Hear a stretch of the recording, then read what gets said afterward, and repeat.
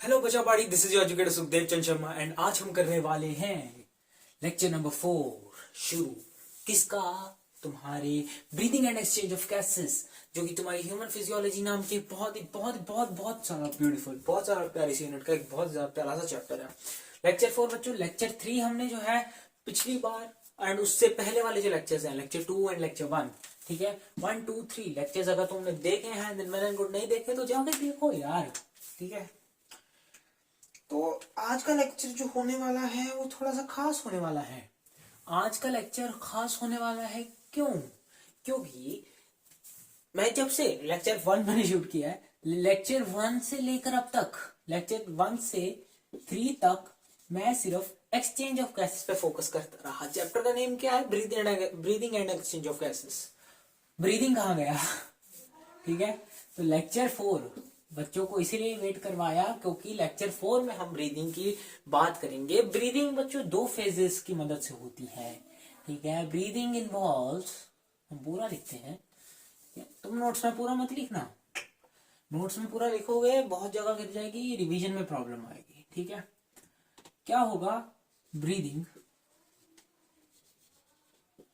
ये तुम्हारे सामने सुंदर सा डायग्राम दिख रहा है, थोड़ी देर में एक्सप्लेन करते हैं। breathing and breathing, just a minute. Breathing involves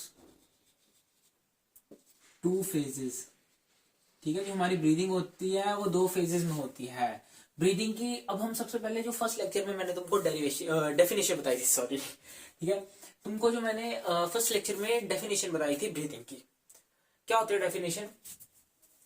taking in of fresh air, taking in the fresh air and removing out the foul air, ठीक है, बढ़िया एकदम। O2 रिच एयर जो है तुम्हारी, O2 रिच एयर, ऑक्सीजन वाली, उसे अंदर लेना, फ्रेश एयर का इनटेक करना, ठीक है, उसे लेना।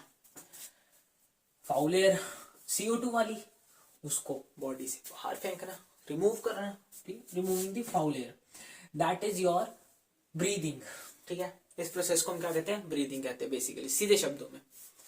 अब मैं जब ऑक्सीजन अंदर लेता हूं, फ्रेश एयर अंदर मैंने ली, सांस अंदर ली, ठीक है, योगा में करवाते होते ना, सांस अंदर लीजिए, सांस बाहर छोड़िए।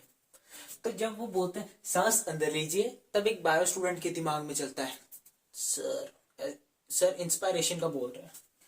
तो 2 फेजेस होती है हमारे पास इंस्पायरेशन को। बच्चों बायो स्टूडेंट जो है वो हर जगह उसका दिमाग बायो में ही लगा है, ठीक है।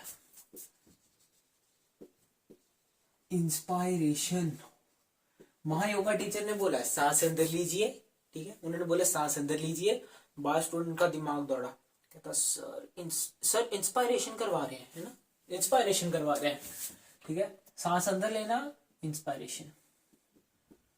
प्रैक्टिकली आज बच्चों समझेंगे, ठीक है। आज अकेला थ्योरी नहीं, आज तुमको, ऐसे तो मैं हर बार प्रैक्टिकली समझाता हूँ ये चीजें, बट आज तुमको हम प्रैक्टिकली ये चीजें समझाएंगे। दूसरी फेज होती है बच्चों एक्सपायरेशन। एक्सपायरेशन मतलब समझ गए होगे, सांस छोड़ना, सांस छोड़िए, ठीक है, बोलते होते ना, सांस अंदर लीजिए, सांस बाहर छोड़िए। तो जब वो बोलते हैं ना सांस बाहर छोड़िए अगेन, तो वो क्या होता है हमारे पास? एक्सपायरेशन।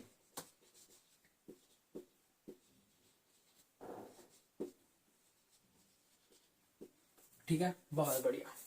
इंस्पायरेशन सांस अंदर लेना, एक्सपायरेशन सांस बाहर छोड़ना। इनसे रिलेटेड जितने भी फिनोमिना होंगे, ठीक है, जहां पर वॉल्यूम डिक्रीज करेगी, जहां पर वॉल्यूम इंक्रीज करेगी, किस एक्सिस के दौरान करेगी, ठीक है, किस एक्सिस में करेगी, वो सभी चीजें आज हम प्रैक्टिकली समझने वाले हैं, ठीक है। क्योंकि बच्चों ह्यूमन फिजियोलॉजी होती है ना, पर्सनली मेरे को खुद ये वाली यूनिट जो है ह्यूमन फिजियोलॉजी वाली, ये इतनी खुद ही मेरे को इतनी पसंद है ना, इसमें मोस्ट ऑफ द चीजें हम अपनी बॉडी के साथ इमेजिन कर सकते हैं, ठीक है, अपनी बॉडी के साथ इमेजिन कर सकते हैं।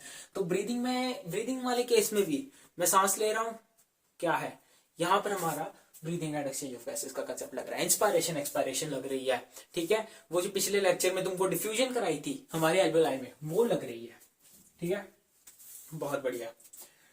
इंस्पायरेशन को एंड एक्सपायरेशन को अब थोड़ा खोल कर पढ़ते हैं, बट उससे पहले इस डायग्राम पर जरा एक नजर मारिए। इतना अति सुंदर मैंने डायग्राम बनाया, ठीक है।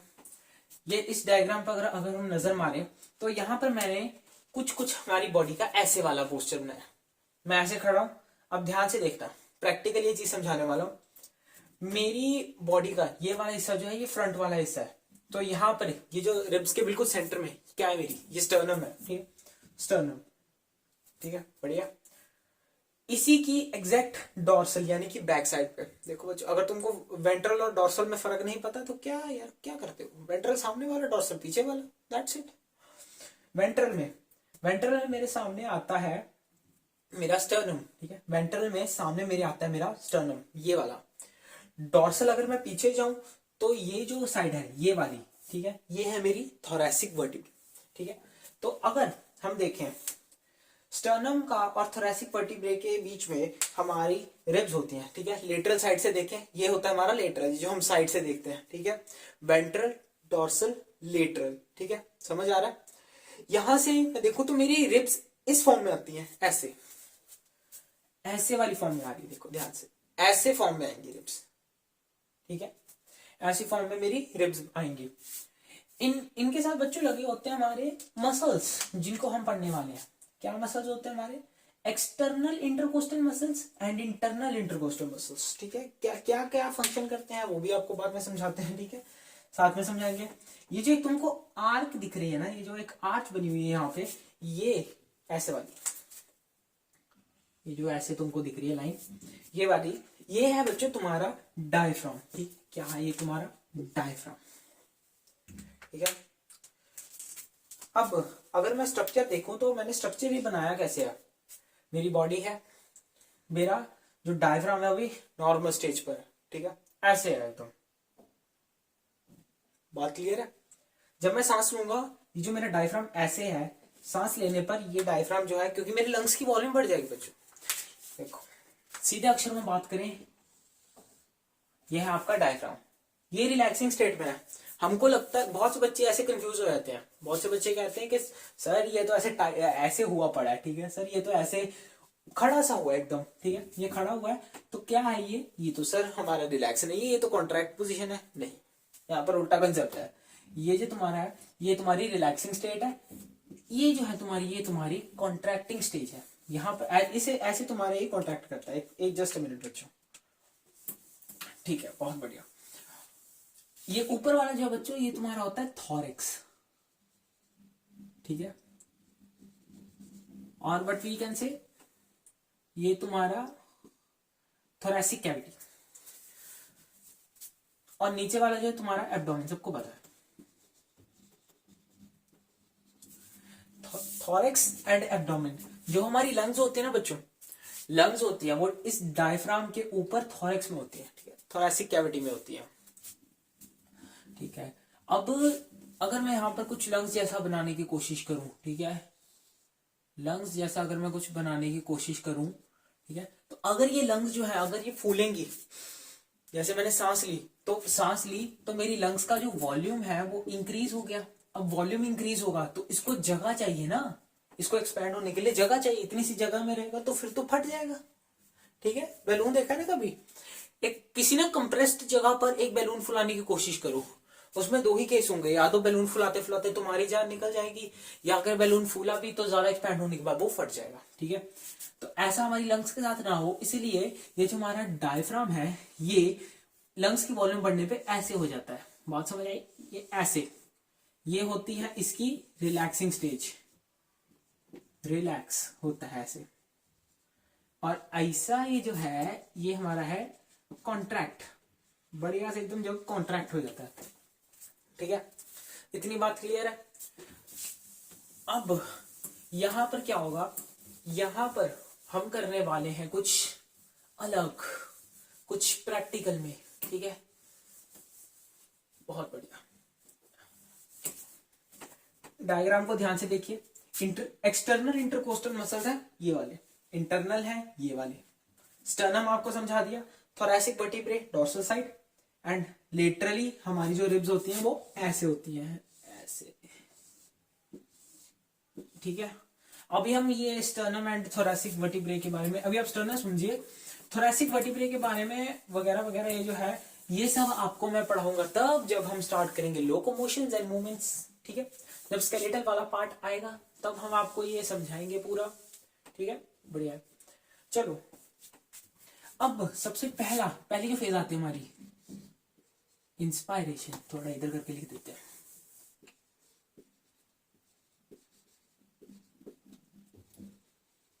इंस्पायरेशन, ठीक है, ब्लू मार्कर से इसको हाईलाइट भी कर देते हैं। बच्चे देख रहे हो, वैरायटी के कलर है हमारे पास, कलर्स की बहुत वैरायटी है। इंस्पायरेशन बच्चों, ये कंसेप्ट समझने से पहले आपको एक चीज समझनी होगी। बेसिकली एक वर्ड है प्रेशर ग्रेडियंट, जो कि एनसीईआरटी मेंशन करती है। बहुत से बच्चे देख के डर जाते हैं, सर प्रेशर ग्रेडियंट ये क्या होता है, ये क्या भला है। प्रेशर ग्रेडियंट कुछ नहीं है, सीधे अक्षरों में बात करें प्रेशर है।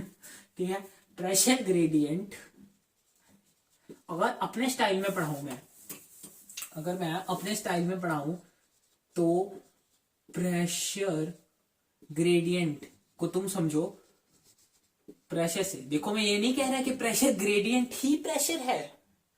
प्रेशर ग्रेडियंट, ग्रेडियंट वर्ड का मतलब है जब तुम्हारे पास प्रेशर ग्रेडियंट है, मतलब तुम्हारे प्रेशर का कुछ इंटरचेंज हो रहा है। ठीक है, प्रेशर की मदद से तुम्हारे पास ये चीजें हो रही हैं सारी, इंस्पायरेशन एक्सपायरेशन। ठीक है, सांस अंदर ले रहे हो, सांस बाहर ले रहे हो, ये तुम्हारी प्रेशर ग्रेडियंट की मदद से है। पर यहां पर जस्ट फॉर द केस हम इसको प्रेशर मानते हैं।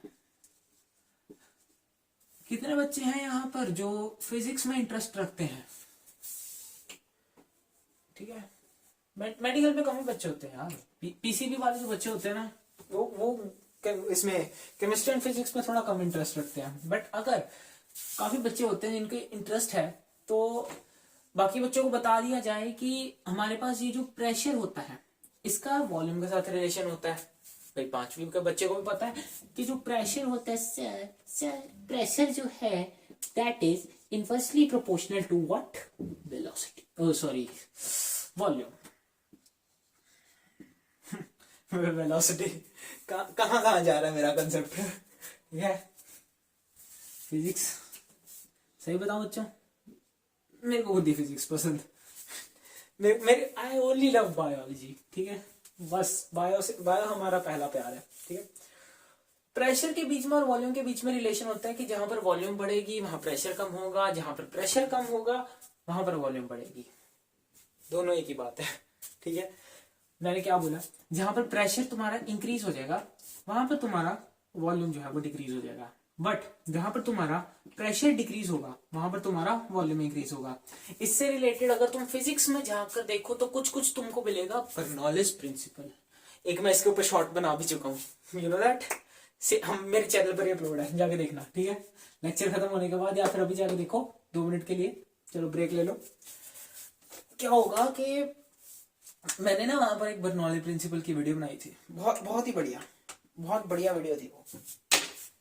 मतलब अगर मेरे पास एक्चुअली मेरे पास इसके पेज भी पड़े हैं, आई थिंक सो, मेरे पास इसके पेज भी पड़े हैं जिसकी वजह से मैंने वो वीडियो बनाई थी।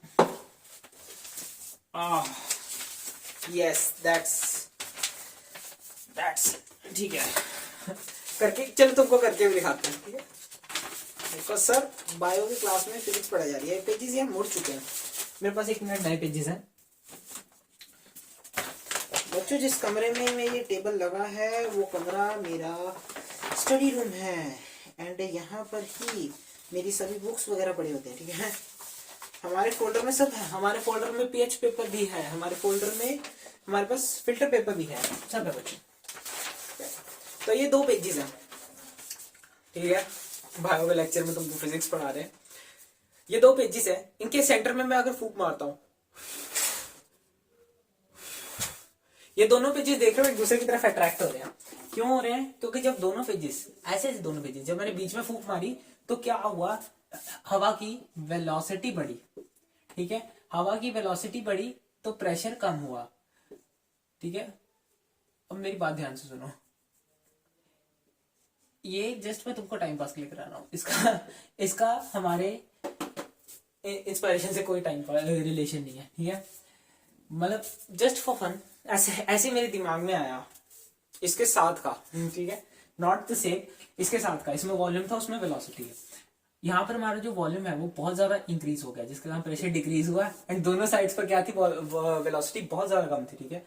इसमें वेलोसिटी बहुत ज्यादा थी, इसमें वेलोसिटी बहुत कम थी, तो प्रेशर दोनों साइड पे ज्यादा था, तो हाई टू लो जाएगा तो पेपर आपस में ऑब्वियसली अट्रैक्ट होते हैं। चलो ठीक है, कर लिया टाइम पास। ठीक है, थोड़ी ब्रेक भी हो गई। बेचारे बच्चे पढ़ रहे थे, सारा दिन पढ़ते रहते हैं पढ़ते रहते हैं। सच्ची सच्ची बताना, कितने कितने लोग ऑनेस्टली बताओ पढ़ते हैं? पढ़ते हो कि बस माँ बाप के सामने दिखावा करते हो? मम्मी पापा के सामने, जी मैं तो लेक्चर लगा रहा हूँ, जी मैं तो लेक्चर लगा रहा हूँ, जी मैं कुछ नहीं कर रहा, ठीक है। और जब मम्मी पापा चले जाते हैं तो लेक्चर्स के नाम पे इंस्टाग्राम पे ऐसे ऐसे करके रील्स स्क्रॉल हो रही होती है, ठीक है। रील्स देखते हो ना, ऐसे करके स्क्रॉल करते हो, बढ़िया। चलो, क्या है कि जिंदगी भी जी लेनी चाहिए, ठीक है, जिंदगी भी जी लेनी चाहिए, बट पेपरों का टाइम है इसलिए पढ़ लो, ठीक है। एग्जाम टाइम है, पढ़ो, उसके बाद छुट्टियों में मस्त देखना। अरे यार चलो, मैंने अभी क्या बोला, मैंने बोला कि जहां पर तुम्हारी लंग्स में हवा की वॉल्यूम बढ़ेगी, हवा की वॉल्यूम बढ़ गई, अब मेरी लंग्स के अंदर प्रेशर बहुत कम हो जाएगा, ठीक है। मेरी लंग्स के अंदर प्रेशर बहुत कम होगा, एंड जब मेरी लंग्स के अंदर प्रेशर कम होगा तो बाहर वाली साइड पे ऑब्वियसली प्रेशर बहुत ज्यादा होगा, क्योंकि जब वो एक्सपैंड करेगी तो बाहर वाली साइड की वॉल्यूम कम हो जाएगी, ठीक है। तो बाहर वॉल्यूम कम, इनवर्सली प्रोपोर्शनल में क्या होगा, प्रेशर बढ़ेगा, ठीक है, प्रेशर इंक्रीज हो जाएगा। तो ये फिनोमिना होता है, ठीक है। अब अगर ये लॉ ना बने बच्चों, अगर ये रिलेशन हमारे पास नहीं होता, तुमको सही बता रहा हूं ना, आज मैं यहाँ पर पढ़ा रहा होता ना, तुम वहां बैठकर पढ़ रहे होते, क्योंकि अगर हम जिंदा हैं तो इसी रिलेशन की मदद से हैं। देखो ध्यान से, जब हम सांस लेते हैं, सपोजिंग कि ये हमारी एक लंग है, जब हम सांस लेते हैं तो अंदर क्या होता है, अंदर वेलोसिटी, सॉरी मैं फिर से वेलोसिटी पे आ गया, वॉल्यूम जो होती है वो बढ़ जाती है, वॉल्यूम बढ़ जाती है तो प्रेशर तुम्हारा बहुत ज्यादा कम हो जाता है, प्रेशर बहुत कम हो जाता है बाहर वाली साइड जो है तुम्हारी बॉडी की, ठीक है। इसमें तुम्हारी वॉल्यूम जो है वो कम हो रही है, दैट मीन्स प्रेशर बढ़ रहा है। अब बाहर हर जगह से प्रेशर ज्यादा है, अंदर बहुत कम है प्रेशर, ठीक है। तो जो हमारी एयर भी होती है, एयर भी कहां से मूव करती है, ठीक है। एयर की बात करें तो एयर भी कहां से मूव करती है, हाई टू लो, यानी कि हाई टू लो जब जाएंगे तो हर साइड से ये ऐसे कंप्रेस हो जाएगा एकदम ऐसे, और ये कंप्रेस कब होगा, जब हम सांस छोड़ते हैं, ठीक है। अगेन वॉल्यूम बढ़ी, प्रेशर कम, बाहर वाली साइड पे तुम्हारा वॉल्यूम कम, प्रेशर ज्यादा, कंप्रेस, ठीक है, बढ़िया एकदम, ऐसे होगा। चलो, ये फिनोमिना होता है, और अगर ये फिनोमिना बच्चों ना होता, प्रेशर ग्रेडियंट ना होता, तो ना मैं, वही अगेन बात मैं रिपीट कर रहा हूँ, ना मैं यहाँ पर पढ़ा रहा होता, ना तुम वहां बैठकर पढ़ रहे होते, ठीक है। हमारे जिंदा रहने के लिए इसका बहुत ज्यादा योगदान है, ठीक है। चलो, अब इंस्पायरेशन, बात मेरी याद रखना, चाहे इंस्पायरेशन हो चाहे एक्सपायरेशन, प्रेशर ग्रेडियंट के बगैर दोनों ही नहीं काम करते, प्रेशर ग्रेडियंट के बगैर दोनों ही नहीं काम करते, ठीक है। तो प्रेशर ग्रेडियंट होता है जो रेगुलेट करता है, ठीक है, प्रेशर ग्रेडियंट की मदद से ही हमारी ब्रीदिंग होती है, ठीक है। अब हम इंस्पायरेशन को दो सिनेरियोज में पढ़ेंगे, एक जब हम नॉर्मली ब्रीथ कर रहे हैं, नॉर्मली, दूसरा होता है हमारा forceful.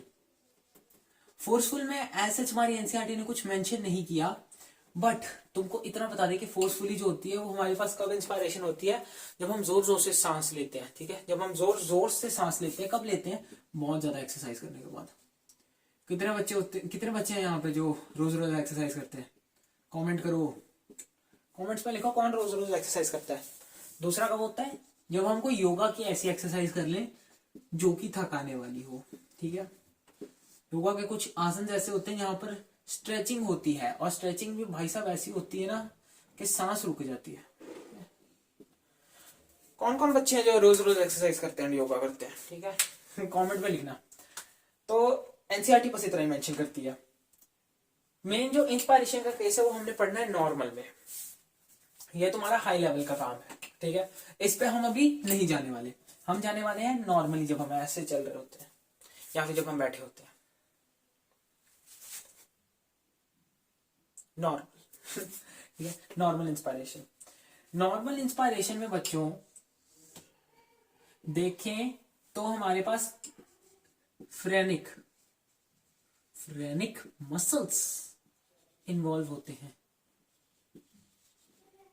Muscles, phrenic muscles, let me confirm the spellings, just a minute students. And yes, मैंने सही जगह पर काटा। मेरे को एक्चुअली डाउट था मेरे को पता है यहाँ पर ये आना नहीं है, ठीक है। ये मैं हर बार का है यार।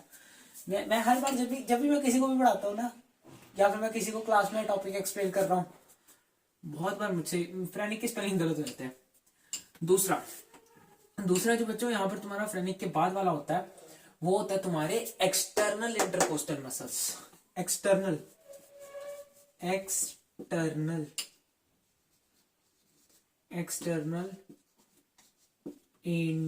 intercostal muscles that are involved in your normal inspiration. What बच्चों? Normal inspiration। ठीक है, बढ़िया। ठीक है, ये दो टाइप के मसल जो है हमारे पास, ये इन्वॉल्व होते हैं। अगर हम दोनों को बारीकी से देखें, ठीक है, बारीकी से देखें, तो सबसे पहले आते हैं फ्रेनिक मसल्स। अब ये जो फ्रेनिक मसल्स होते हैं, ठीक है, फ्रेनिक मसल्स होते हैं, ऐसे क्लाउड में लगा देते हैं इनको, हेडिंग है बच्चों, ये ध्यान रखना, ठीक है। फ्रेनिक मसल्स की अगर मैं बात करूं तो फ्रेनिक मसल्स हमारे पास कहाँ होते हैं? मैंने आपको याद करो, जस्ट मैंने अभी आपको 5-10 मिनट पहले एक कंसेप्ट समझाया था। कंसेप्ट था कुछ आपके डायफ्राम से रिलेटेड, ठीक है। मैंने समझाया था जब वॉल्यूम बढ़ती है तो डायफ्राम का हिस्सा ऐसे हो जाता है एकदम मस्त, ठीक है। कैसे एकदम ऐसे मस्त हो जाता है, सीधा एकदम, कैसे होता है, कॉन्ट्रैक्ट होता है।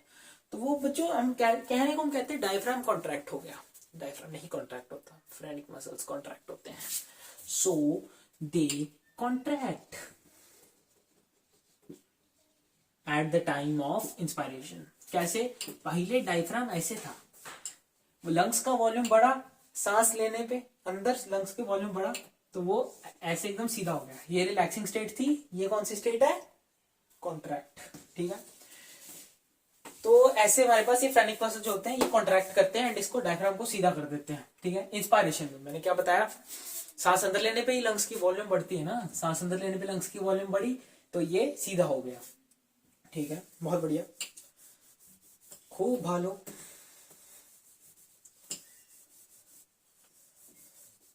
ठीक है, अब ठीक है, बहुत बढ़िया। अब हम करते हैं एक्सटर्नल इंटरकोस्टल मसल्स की स्टडी। ओहो हो, क्या बात है सर, यार ये बहुत बड़ा नाम है यार, बहुत बड़ा।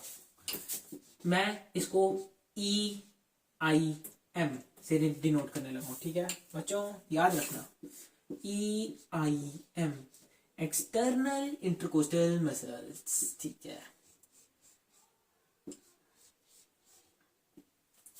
एक्सटर्नल इंटरकोस्टल मसल्स, ठीक है। ये जो बच्चे होते हैं तुम्हारे, ये भी कॉन्ट्रैक्ट करते हैं। कहाँ करते हैं? ये देखो, ऐसा दिख रहा है कुछ, ये ऐसे जो जा रही है, ये वाले मसल्स, 1 2 3, ये जो मैंने ऐसे करके बनाए हैं, 3 मैंने रफली बनाए, ठीक है। ऐसा नहीं होता कि 3 ही हो बस, तो ये मैंने बनाया है। ये हमारे यहाँ external intercostal muscles and they will contract, ठीक है। ये कॉन्ट्रैक्ट करते हैं। कॉन्ट्रैक्ट क्यों करते हैं? कॉन्ट्रैक्ट बच्चों ये इसलिए करते हैं ताकि जब हम ऐसे लंबी सांस भर रहे हैं, ठीक है, रिब केज ऊपर जाता है तुम्हारा रिब केज ऊपर के नहीं?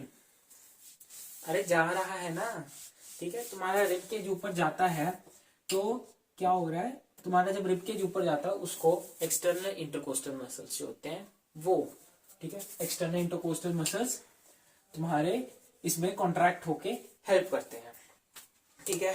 रुको यार, 2 लेक्चर लगातार ले लिया यार, अभी लेक्चर खत्म नहीं हुआ, 2 मिनट रुको, तुम भी ब्रेक लो, पानी पीते हैं। चलो, तुमने तो पानी पी लिया होगा, तुम्हारे तो साथ में बोतल पड़ी होगी, ठीक है। हमको बच्चा साथ में रखना पड़ता है पानी, पर पी नहीं पाते।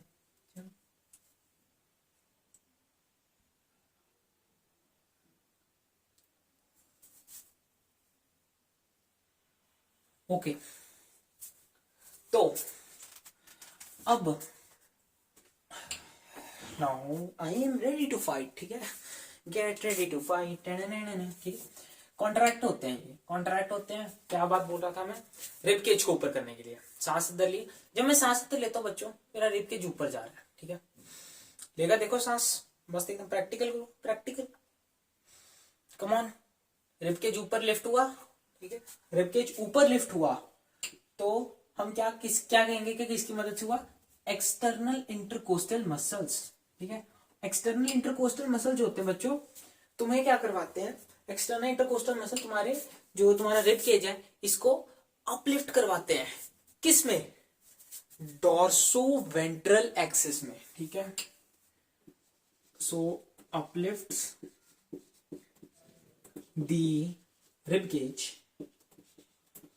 रिब केज समझते हो ना, ये जो तुम्हारा ऐसे खड़ा हूं मैं, मेरी वेंट्रल साइड, मेरी लेटरल साइड एंड मेरी डॉर्सल साइड, ये तीनों की जो ये हड्डियां हैं, जब ये तीनों मिल जाती हैं, ठीक है, वेंट्रल, लेटरल एंड डॉर्सल, तो ये तीनों जो मिल जाती है ये हमारा बनाते हैं रिब केज। ये होती है रिब्स, ये पूरा जब sternum, ribs and dorsal side पे, ठीक है, हमारी थोरैसिक वर्टिब्रे, ये तीनों मिलती हैं तो क्या बनाती है, रिब केज। तो so it uplift the rib cage in dorso, एक मिनट, डॉर्सो वेंट्रल एक्सिस, ठीक है।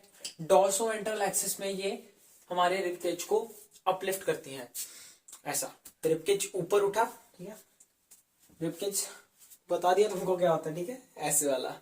सीधे अक्षरों में अगर तुमको याद रखना है, रिब केज वो चीज है जहां पर वो थारा भाई जोगिंदर ऐसे ऐसे करते हैं, ठीक है, यो जोगिंदर, यो स्टडी पैंथर, थारा भाई स्टडी पैंथर, आज इतने लेक्चर लगा देगा किसी ने सोची ना होगी, ठीक है। तो ये जो तुम्हारा पूरा ये तुम्हारा है रिब केज एंड इसको डॉर्सो वेंट्रल एक्सिस के लॉन्ग, डॉर्सो वेंट्रल का बच्चों मतलब समझे तो, डॉर्सल का मतलब आप डॉर्सो को वर्ड आप रिलेट कर सकते हो डॉर्सो को डॉर्सल से, डॉर्सल मतलब बैक साइड, ठीक है, पिछली साइड, ये डॉर्सल है, इसको रिलेट करो डॉर्सल से, वेंट्रल को सामने से। आर्मी, अगर आपने बच्चों को भी आर्मी की सिलेक्शन देखी है, आर्मी की सिलेक्शन में जब वो चेस्ट का वो करते होते हैं, साइज पूरा उसका लेते हैं, तो चेस्ट के टाइम पे वो सभी जो होते हैं वो आपके ऐसे हो जाते हैं, ठीक है, जो सभी आए होते हैं आर्मी सिलेक्शन के वो ऐसे ऐसे चौड़े हो जाते हैं एकदम, ठीक है। ऐसा क्यों होते हैं, जब सांस जोर से अंदर लेते हैं वो, तो वो अपने रिब केज को ऊपर पीछे की साइड से लिफ्ट कर रहे हैं, पीछे की साइड मतलब डॉर्सल साइड, तो यहां पर वर्ड है डॉर्सो, आगे की साइड को पुश हो रहा है, आगे मतलब वेंट्रल, तो डॉर्सो वेंट्रल एक्सिस। क्या कमाल के एग्जांपल दिया सर, क्या बात है सर, बढ़िया एग्जांपल थे ना, आ गया समझ, नहीं आया तो कभी यूट्यूब के ऊपर खोल के देखना, आर्मी चेस्ट मेजरमेंट उसमें तो क्लियरली ऑब्जर्व करना ये चीज होती हुई, ठीक है, ऐसे छाती फुलाते हुए एकदम डरावनी सी शक्ल बना के, ठीक है, बढ़िया। चलो अब यहां पर अगर तुमने डॉर्सो वेंट्रल एक्सिस का, पहले मैंने तुमको कंसेप्ट समझाया, ठीक है, क्योंकि डॉर्सो वेंट्रल जो है तुम्हारे लिए समझना आसान था। अब वापस अगर हम जंप करें फ्रेनिक मसल्स पे, फ्रेनिक मसल्स पे अगर हम फिर से जंप करते हैं, तो हमारे ये जो फ्रेनिक मसल्स होते हैं ये किस टाइप के होते हैं बच्चों, ये भी वॉल्यूम एक एक्सिस के अलोंग जो है इंक्रीज करते हैं, ठीक है, वॉल्यूम एक एक्सिस के अलोंग, जैसे ये जो है ये हमारे डॉर्सो वेंट्रल था, ये हमारा कैसे होता है, ये जो है इट इंक्रीजेस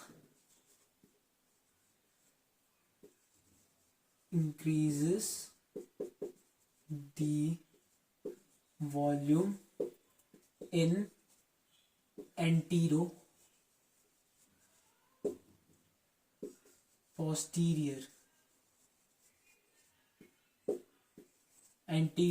posterior एक्सिस, या फिर यहां पर इनकी जगह आप अलोंग में लिख सकते हो, ठीक है, एंटीरो पोस्टीरियर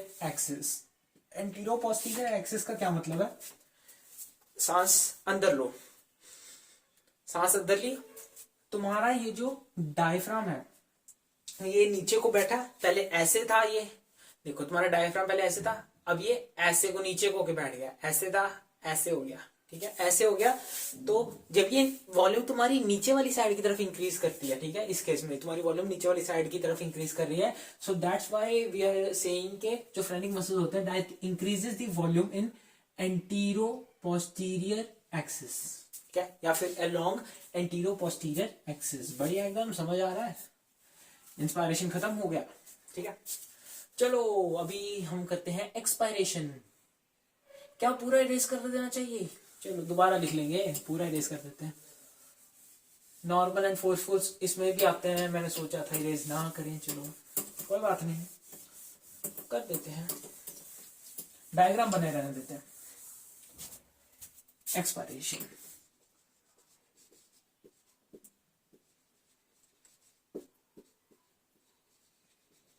चलो इसे भी हम ब्लू मार्कर से क्या करते हैं, मार्क कर लेते हैं।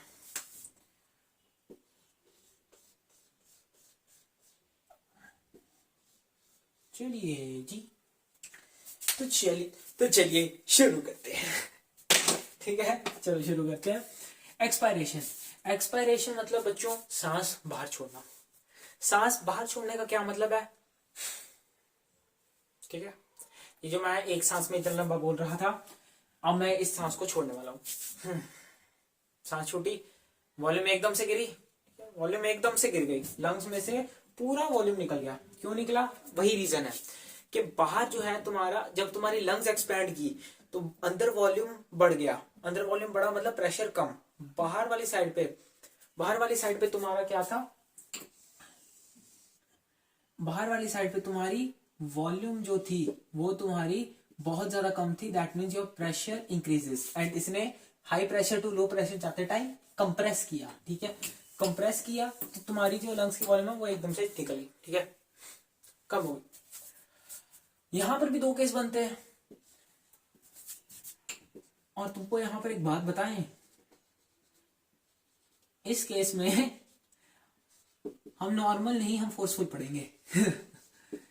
देखा, हम ट्विस्ट लाने में बहुत बढ़िया लगता है हमको, ठीक है, ट्विस्ट लाना हमको बहुत बढ़िया लगता है। पिछले में हमने नॉर्मल पढ़ा, फोर्सफुल नहीं पढ़ा, ठीक है, क्योंकि यहां पर बच्चों ये नॉर्मल होता है ना, यहां पर normal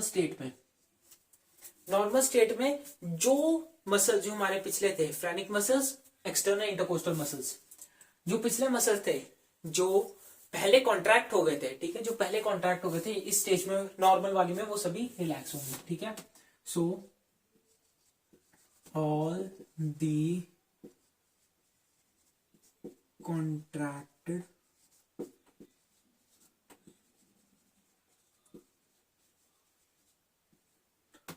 muscles will relax, or we can say will go to relaxing position, ठीक है, रिलैक्स पोजीशन करेंगे वो। उसके बाद अब फोर्सफुल में हमारे मसल्स आते हैं बच्चों। फोर्सफुल में हम मसल पढ़ेंगे। पहला हमारा जो है आपका ये internal intercostal muscles, internal intercostal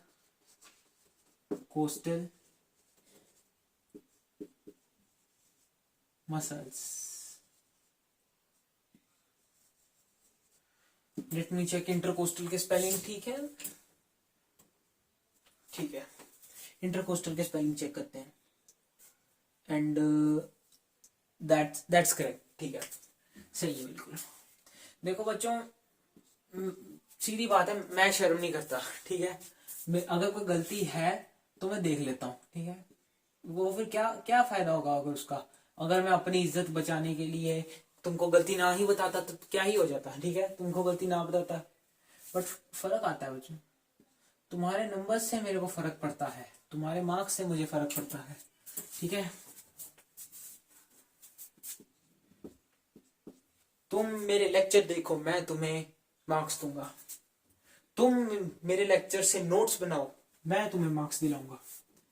मैं नहीं दिलाऊंगा, मतलब मैं तो सिर्फ लेक्चर दे सकता हूँ तुमको, ठीक है, तुम्हारे लेक्चर वाली वीडियो बना सकता हूँ, तुम डेली नोट्स रिवाइज करो, तुम्हारा टीचर तुम्हें मार्क्स देगा, ठीक है। चलो अगले हैं बच्चों एब्डोमेन।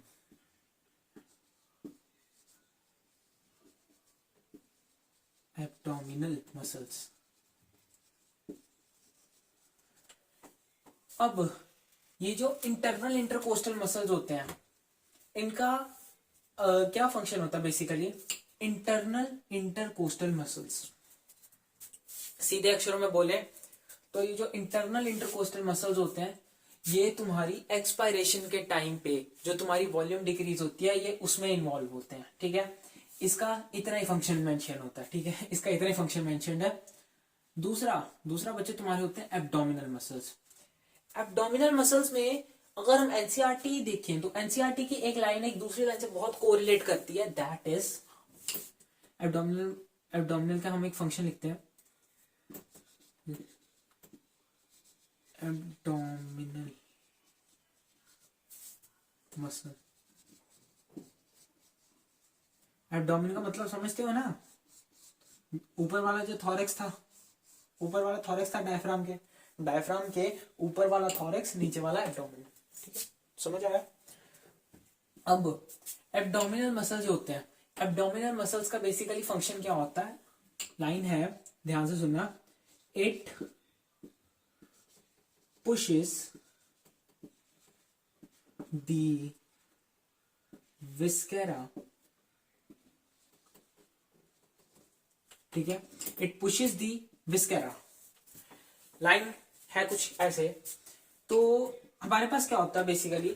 लाइन का मतलब हमें ये समझने को मिलता है, it pushes the viscera towards diaphragm,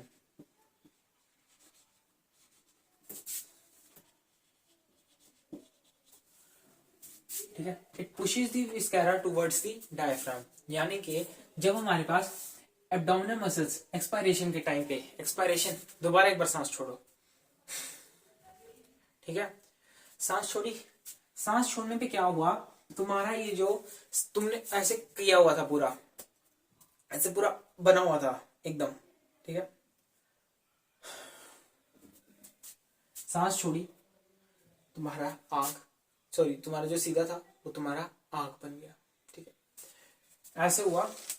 तो हमारे पास बेसिकली लाइन का मतलब क्या है? लाइन का बस इतना ही मतलब है कि जो हमारे एब्डोमिनल मसल्स होते हैं, it pushes the viscera towards the diaphragm. यानी कि अगर डायफ्राम ऐसे है, ये साइड है हमारी एब्डोमिन, ठीक है, याद रखना एब्डोमिन को मैं ए से रिप्रेजेंट कर रहा हूं इस केस के लिए, ठीक है, पूरा भी वैसे लिख ही सकते हैं, एब्डोमिन, ठीक है, एब्डोमिनल। तुम्हारे लंग्स जो थे एकदम जो इंस्पायरेशन के टाइम पे भरे हुए थे, ठीक है, तुम्हारे लंग्स इंस्पायरेशन के टाइम पे भरे पड़े थे एकदम, ठीक है, भर गए थे। तो ये जो तुम्हारे लंग्स भरे थे, अब इनको वॉल्यूम इन्होंने रिड्यूस करनी है, छोड़नी है वॉल्यूम। अब थोड़े अंदर को श्रिंक करेंगे ना, ये वॉल्यूम छोड़ेंगे, पहले वॉल्यूम बहुत ज्यादा थी, अब वॉल्यूम कम होगी। तो अब इसको कैसे पता, ठीक है, ये अगर ऐसे कैसे रह गया तो, ठीक है, क्या गारंटी है कि ये ऐसे से ऐसा नहीं होगा, ठीक है, क्या गारंटी है? अच्छा, अगर सपोज करो ये ऐसा रह गया तो क्या होगा, ठीक है, फालतू में एब्डोमेन को फालतू का भार झेलना पड़ेगा, ठीक है, एब्डोमेन जो है साइड पे उसको फालतू में डायफ्राम का ऐसे स्ट्रेच वाला भार झेलना पड़ेगा, ठीक है, कॉन्ट्रैक्ट वाला।